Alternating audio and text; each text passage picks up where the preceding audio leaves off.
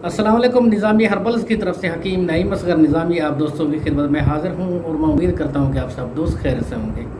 आज मैं आप दोस्तों को कैसा आयल का नुस्खा बताऊँगा जिसको तैयार करके अगर आप नफ्स की उससे मालिश करें तो नफ्स के पट्टे ताकतवर होंगे, नफ्स की रगें और नसें ताकतवर होंगी। जिन दोस्तों के नफ्स के पट्टे सुकड़ गए हैं, कमज़ोर हो चुके हैं, नफ्स की रगें और नसें वीक हो चुकी हैं और नफ्स में ढीलापन की शिकायत है, यानी नफ्स इंतशार नहीं पकड़ता, नफ्स खड़ा नहीं होता, उन अफराद के लिए ये नुस्खा बेहतरीन है, बहुत ही फ़ायदेमंद है, बहुत ही आसान है। और इससे ये होगा कि जो नफ्स का सुकड़ाव है, नफ्स का ढीलापन है, वो दूर होगा और साथ नफ्स के पट्टे ताकतवर होंगे। जब नफ्स के पट्टे ताकतवर होंगे कि नफ्स की तरफ ब्लड सर्कुलेशन बढ़ेगी तो नफ्स की लंबाई मोटाई में भी इजाफा होगा। जिन दोस्तों को नफ्स की सुकड़ाव का मसला है कि नफ्स सुकड़ गया है, पहले नफ्स का साइज़ 6 इंच था, लेकिन अब सुकड़ाव की वजह से, नफ्स के पट्टों की वीकनेस की वजह से, रगों और नसों की वीकनेस की वजह से नफ्स का साइज़ कम हो चुका है कि 5 इंच हो गया, 4.5 हो गया या 4 इंच हो गया। अगर वो ये आयल यूज़ करें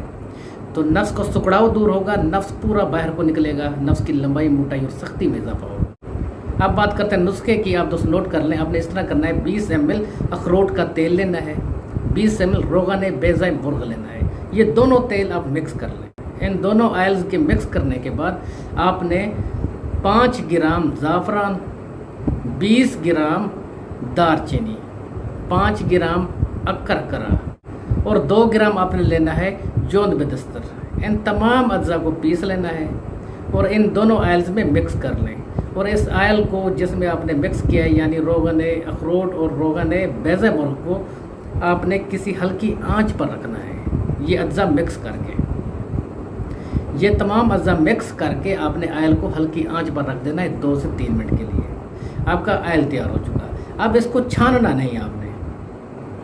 काफ़ी दोस्त सवाल करते हैं कि हकीम साहब हम छाने या ना छाने। आपने इसको छानना नहीं, वैसे आपने रख देना है। ठंडा होने पर आपने रोज़ाना रात को नफ्स पर लेप करना है, लगाना है। 5 से 6 कतरे लगाकर आपने 1 से 2 मिनट मालिश करनी है। कैप छोड़ देना, नीचे भी छोड़ देना है और पट्टी लपेट कर सो जाना है। कपड़े की सादा पट्टी हो, कोई भी कपड़ा हो, लवन का हो, काटन का हो, आपने उसकी पट्टी लपेट कर सो जाना है। सुबह नीम गर्म पानी से धो लेना है। ये आपका हो गया तरीका लगाने का।